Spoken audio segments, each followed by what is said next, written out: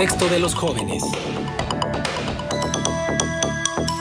Jorge Saucedo, muy buenos días. ¿Qué tema nos compartes esta mañana? Buenos días, licenciado. Buenos días, Marcela. Y un saludo al auditorio que nos escucha esta mañana. Hoy tengo una pregunta para ustedes y para el auditorio. ¿A dónde van los desaparecidos en México?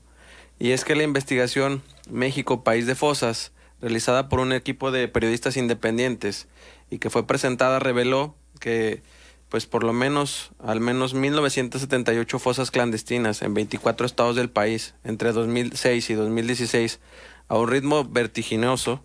Esto quiere decir que existe una fosa cada 2 días en nuestro país y por lo menos en 1 de cada 7 municipios de México hay una fosa. Coahuila, por ejemplo, reporta 87 sitios de inhumación clandestina, de los que se han tomado 102.717 muestras biológicas y solo han sido identificadas al menos 19 personas. La Fiscalía se rehusó a proporcionar la ubicación de cada una y por eso aparecen menos sitios en el mapa nacional que presenta esta investigación.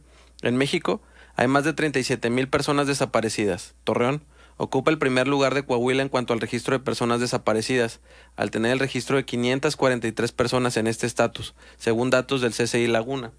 Y bueno, es un tema bastante delicado, licenciado Marcela, puesto que sabemos que aquí en la región el tema patrocinio es un tema delicado por todos los restos que se han ido encontrando a lo largo de estos años.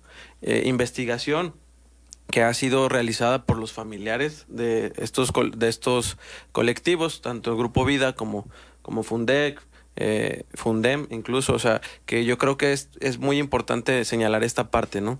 El cómo las víctimas, quienes tienen a su familiar desaparecido, han ido marcando la pauta en nuestro país para ir buscándolos, para ir haciendo investigaciones, incluso para ir preparándose más que las autoridades mexicanas para hacer este tipo de investigaciones. Y hablar de desaparecidos, pues hablamos de los desaparecidos por la guerra contra el crimen organizado, pero también hay que hablar de los desaparecidos, de los migrantes que van por nuestro país y van desapareciendo, ¿no? Porque hablaban hace un momento sobre la situación de la caravana de migrantes y es importante dejar en claro que una de las situaciones más complicadas que pasan los migrantes por nuestro país es que son secuestrados, son desaparecidos y que al final, pues por no ser su país y por no tener la atención por parte de las autoridades mexicanas, pues realmente no se sabe, ¿no? O sea, tenemos distintos casos que podrían sonar como emblemáticos sobre las desapariciones de migrantes, pero también sobre las desapariciones de mujeres, ¿no? Porque 7 de cada 10 mujeres que son migrantes y pasan por nuestro país son violadas incluso por las autoridades mexicanas, ¿no? Y ayer dábamos cuenta también de esta cifra que del Sistema Nacional de Seguridad Pública, de que pues se comete un homicidio casi cada 15 minutos en nuestro país, es decir, 4 homicidios por hora, o 3.8. Es la cifra que da de enero a septiembre del presente año de los homicidios. ¿Cada cuánto, Juan? ¿Cada 15 minutos? Cada 15 minutos, o sea, son 3.8 muertos por hora, ¿sí? Es decir, 1 cada casi 15 minutos. O sea, en tanto que hemos tenido el programa, por lo menos 9 personas han pedido... Exactamente, sí, exactamente. Y bueno, a propósito también de este tema que abordas de las fosas ilegales, pues también es la nota de 8 columnas de El Siglo de Torreón, casi 2,000 fosas ilegales. Y en Coahuila y Durango, como en el resto del país, la información sobre fosas clandestinas o ilegales es un caos con cifras contradictorias y fragmentadas, vacíos de registros y criterios poco claros para la clasificación de lugares y hasta restos. Así lo evidenció la investigación de la que hace referencia precisamente de un equipo de periodistas mexicanos y está incluida en el sitio ¿A dónde van los desaparecidos? Un mapa que contiene los más amplios datos recolectados hasta ahora de fosas clandestinas en el país, halladas entre 2006 y 2016.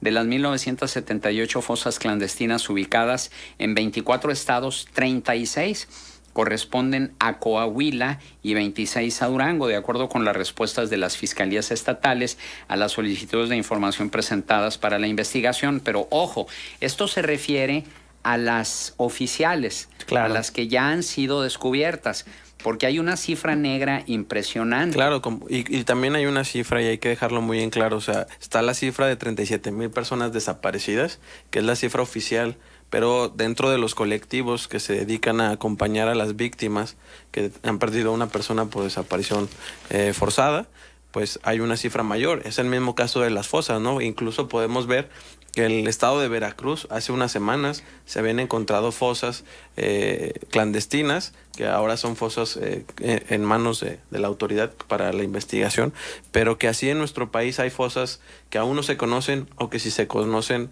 aún no han sido reveladas. Y creo que esto es lo más importante, ¿no? Porque hablamos de este papel que juegan los familiares de las víctimas, quienes han estado pues haciendo la investigación para lograr encontrar algo que les dé un indicio de que su hijo sigue con vida o que su hijo lamentablemente perdió la vida, ¿no? Que creo que ese es lo más importante en este dolor.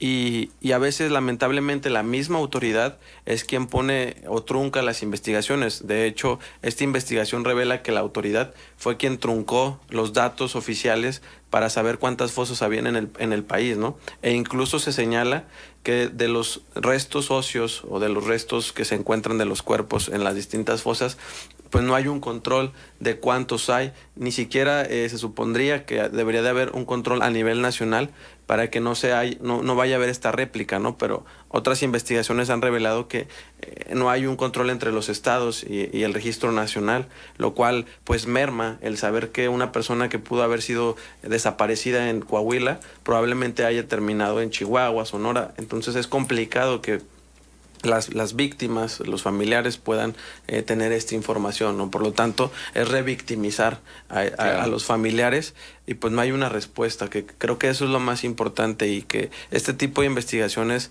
revelan la situación que nuestro país ha vivido desde el 2006, incluso desde antes, pero creo que es importante porque la investigación lo señala. O sea, en el 2006 solo se fueron encontradas 2 fosas, pero a partir del 2007 incrementó increíblemente la cantidad de fosas en todo el país y es fecha que seguimos encontrando, ¿no? O sea, el contexto del país nos habla de que pues lamentablemente es la situación que estamos viviendo, pero también no podemos ser ciegos y no podemos el querer callar a estas madres, a estos padres, a estos familiares que exigen y que pues necesitamos también ser solidarios con ellos. Sí, y otra información que alimenta el pesimismo son los datos de la Fiscalía de Personas Desaparecidas, que son más difíciles de esclarecer.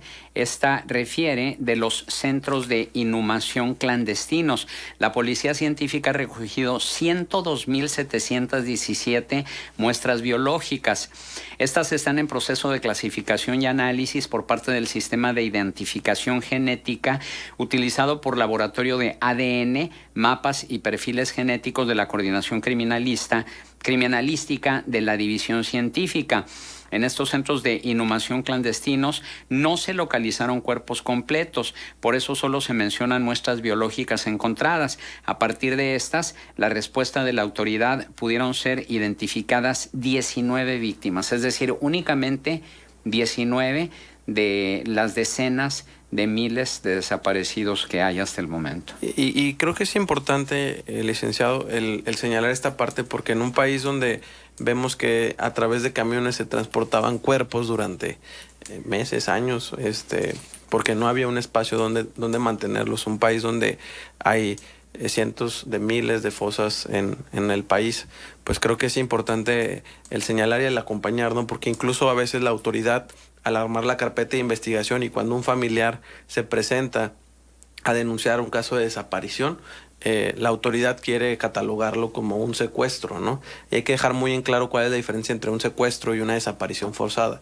Y es que la desaparición forzada tiene una participación del Estado, ya sea con alguna fuerza policíaca o militar, donde sea una participación o simplemente el que haya una autorización, ¿no? O la omisión, ¿no? Porque hay que recordar que los delitos pueden ser de acción o de omisión, y la omisión es que ellos sabiendo que podía pasar algo, pues no lo hicieron, ¿no? Y es el caso de Ayotzinapa, por ejemplo, que es un caso de desaparición muy importante en el país y que sigue en juicio, y que la autoridad lo ha catalogado como un secuestro cuando la realidad es que es una desaparición forzada porque se ha comprobado la participación de distintos elementos policíacos y de corporaciones, lo cual pues eso también revictimiza a los familiares que están tratando de esclarecer el caso, ¿no? O sea, y que si no hay una atención ni siquiera de las autoridades que se supone que tendrán que dar una procuración de justicia, pues no podemos llegar a darle una solución o una respuesta de dónde están sus familiares. Muy bien, pues interesante como siempre. Jorge, ¿algún punto de contacto? Claro que sí, es @Jorge Informando en Twitter y Jorge Saucedo en Facebook.